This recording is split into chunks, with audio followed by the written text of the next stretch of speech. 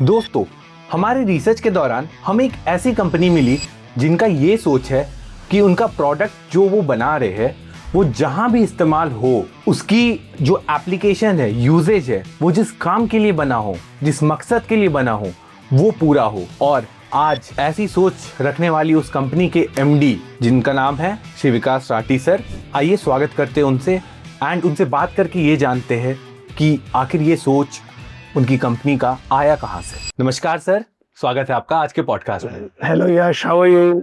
I am fine sir, very fine. आप बताइए, आप कैसे to start with I must say कि आपने हमारी कंपनी के बारे में जो इंट्रोडक्शन दिया, वो इंट्रोडक्शन मुझे बहुत खुशी दे रहा है।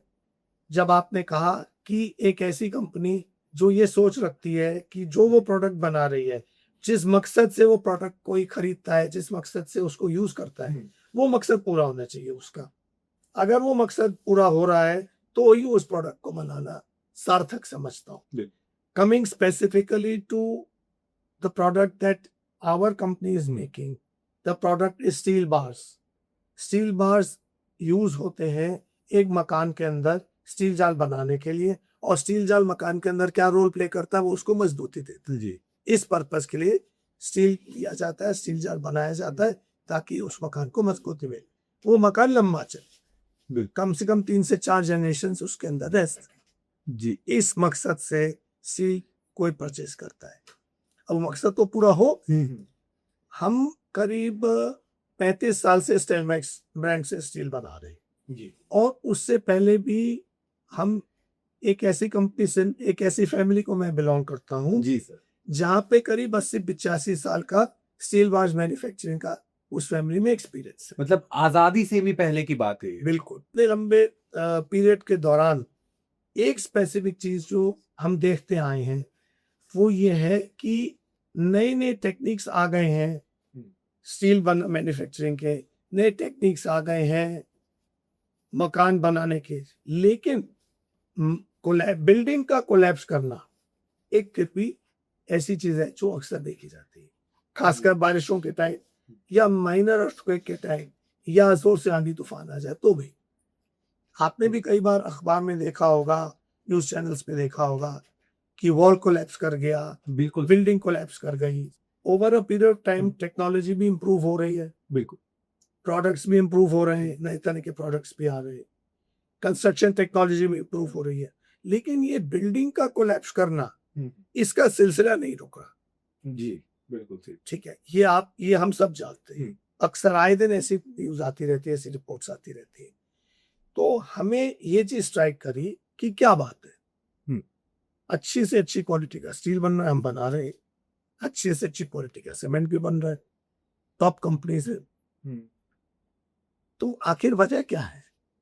इतने अच्छे आर्किटेक्ट्स हमारी कंट्री में अवेलेबल है जो अच्छे से अच्छा डिजाइन देते हैं बना के, क्या प्रॉब्लम है? हमने कुछ कंस्ट्रक्शन साइट्स को विजिट करा और वहां पे हमने कि ये जानने के लिए कुछ हमने ऐसे कंस्ट्रक्शन साइट्स विजिट करी जहाँ पे कोलैप्स के किस्से हुए थे, ये जानने के लिए कि आखिर ये कोलैप्स हुआ क्यों, loss of life and loss of property का क्या कारण था। तो हमने देखा कि उसमें से कुछ एक साइट्स तो ऐसी भी थी, स्टील अच्छी क्वालिटी का यूज हुआ था, उसके बावजूद भी बिल्डिंग गिरी, और बिल्डिंग अक्सर स्ट्रक्चरल फेलियर की वजह से ही गिर। तो अगर अच्छी क्वालिटी का स्टील यूज हुआ उसके बाद भी स्ट्रक्चरल फेलियर हो गया, so this is very disturbing, at least for a company like ours, which is providing very good quality steel.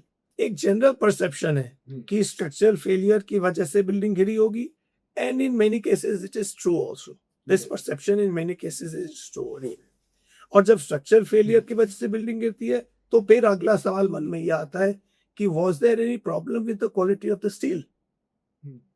And for a manufacturer like us, who is providing, or the company is providing very good quality steel, this is very disturbing कि अगर अच्छा steel provide किया गया है और steel manufacturer की quality पे फिर भी डाउट आ रहा है, so it is very disturbing for the steel manufacturer. True. Now what to do? कि खाली डिस्टर्ब फील करना is not a solution. एक अच्छी क्वालिटी का स्टील मैन्युफैक्चर करने वाली कंपनी काचा स्टील कहीं जाता है और वहां पे अगर किसी तरीके का कोई मिसहैपनिंग हो जाती है और उसके ऊपर एस्पर्जन्स कास्ट होने लगते हैं, तो ऐसे में वो क्या करे, कितनी भी सफाई पेश करे, लेकिन डाउट्स मन में आ ही जाते हैं। ऐसा जब हमें महसूस हुआ तो हमने सोचा भी कुछ तो करना पड़ेगा और कुछ तो हमें करना भी चाहिए। हम ऐसे खाली ये नहीं सोच सकते कि मैंने तो अच्छी क्वालिटी का प्रोडक्ट दिया है, इसके बियॉन्ड मेरी कोई रिस्पॉन्सिबिलिटी नहीं बनती। एक्चुअली देखा जाए तो नहीं बनती, लेकिन there is something which goes beyond immediate responsibility. There is something called moral values, something called ethical values. So उन चीजों को ध्यान में रखते हुए हमने ये देखा कि let us go deep into it कि आखिर ये कोलैप्स के कारण क्या थे। जब वो हम उसकी डेप्थ में गए तो हमने देखा कि स्टील अच्छी क्वालिटी का था, लेकिन जो एलाइड प्रोडक्ट्स थे जो उसके साथ लगने चाहिए उनकी क्वालिटी में कुछ इश्यूज थे। साइट के ऊपर वो प्रोडक्ट्स बनाए गए और उस डिजायर्ड क्वालिटी के नहीं बनाए गए जो होने चाहिए थे, या डिजाइन्स जो दिए गए थे वो डिजाइन ठीक से, स्ट्रक्चरल डिजाइन जो दिए गए थे वो डिजाइन्स को ठीक से फॉलो नहीं किया गया है फॉर सम रीजन। तो डिजाइन कुछ और था और जो साइट के ऊपर हमने स्ट्रक्चर देखा उसकी बनावट कुछ और थी, ऐसा भी महसूस किया गया, जिसकी वजह से वो स्ट्रक्चर थोड़ा सा वीक हो गया। ऐसा भी देखा गया कि जिस जगह पे, जिस लोकेशन पे कोई बिल्डिंग थी, उस लोकेशन के जो सैंड था, जो सॉइल था, वो उतनी बड़ी बिल्डिंग का लोड लेने में उतनी ताकत नहीं रखता था। वो सॉइल थोड़ा सा कमजोर था। तो कमजोर सॉइल के हिसाब से ही बिल्डिंग का स्ट्रक्चर डिजाइन होना चाहिए था, जो शायद नहीं हुआ क्योंकि सॉइल टेस्टिंग ही नहीं हुई। अब जब सॉइल टेस्टिंग नहीं हुई, यही असेस नहीं किया गया कि ये सॉइल लोड कितना ले सकता है, और वो असेसमेंट किए बगैर जब बिल्डिंग का स्ट्रक्चर डिजाइन कर दिया गया तो स्ट्रक्चर तो वीक पड़ना ही था। इन सारी बातों को देखने के बाद हमने ये डिसाइड किया कि सबसे पहले तो हम ये अवेयरनेस हर साइट पे देंगे कि आपको अपनी बिल्डिंग को मजबूत बनाने के लिए क्या क्या प्रोडक्ट्स चाहिए और क्या क्या बातों का आपको ध्यान रखना पड़ेगा, तब जाके आपकी बिल्डिंग इसके बनेगी। फिर हमने वो सारे प्रोडक्ट्स बनाने शुरू करे अपार्ट फ्रॉम स्टील बार्स, और हमने वो सारी सर्विसेज भी देनी शुरू कर दी जो कि उस साइट पे मजबूत, हर साइट पे मजबूत बिल्डिंग बनाने के लिए उनकी जरूरत पड़ती है। तो सर अभी आपने जो बताया कि आपकी कंपनी ये सारे सॉल्यूशंस लेकर आई, तो जो बिल्डिंग कोलैप्स हुई थी, क्या आपने कोई स्टडी करवाया था इसके पीछे? मेरे पास सिविल इंजीनियर्स की पूरी टीम है और उस टीम को मैंने ये टास्क दिया कि आप वेरियस साइट्स जहाँ पे किसी तरीके का बिल्डिंग कोलैप्स का केस हुआ है, ऐसे साइट्स पे आप जाइए और ये स्टडी करिए कि वहाँ पे क्या प्रॉब्लम थी।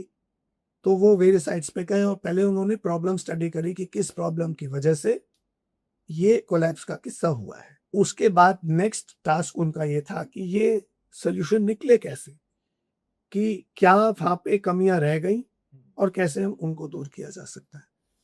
तो सबसे पहले फिर ये हमने जॉब डाउन किया कि कहीं पे कोई कमी रह गई थी कि सारे प्रोडक्ट्स यूज नहीं हुए।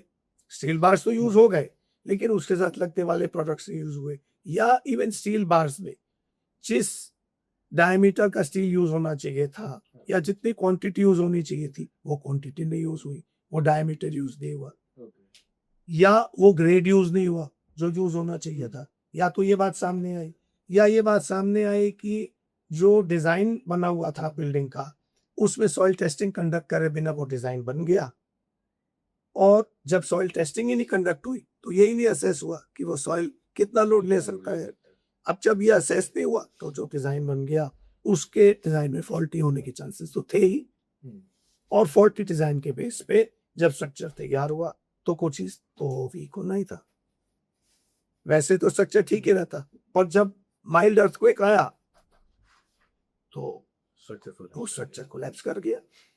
इसी तरीके से ये बात भी सामने आई कि जिसने उस बिल्डिंग के स्ट्रक्चर को तैयार करा तो may be that person was not experienced enough और did not have the required knowledge to do that kind of work.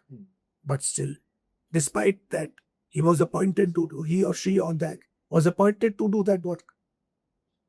तो उसमें फिर थोड़े से लैप्सेस हो गए. जब ये बातें सामने आई तब फिर ये टास्क मैंने उस अपने सिविल इंजीनियरिंग टीम को दिया कि अब इसके सोल्यूशन बताओ क्या है. उन्होंने जो सोल्यूशन मुझे बताया उसमें ये बात सामने आई कि स्टील जाल को बनाने के लिए पूरा एक प्रोसीजर है जिसको इन टोटलिटी फॉलो करना ही पड़ेगा, तब जाके स्टील जाल मजबूत बनेगा और बिल्डिंग लंबी चलेगी. उसमें किसी भी चीज में कोई कॉम्प्रोमाइज अगर कर दिया तो परेशानी आने के पूरे चांसेस है. वो पूरा प्रोसीजर हमने जॉट डाउन किया. फिर उसके बाद हमने एक कॉन्सेप्ट बनाया. उस कॉन्सेप्ट का नाम है केयर, CARE, केयर. उसमें क्या आता है?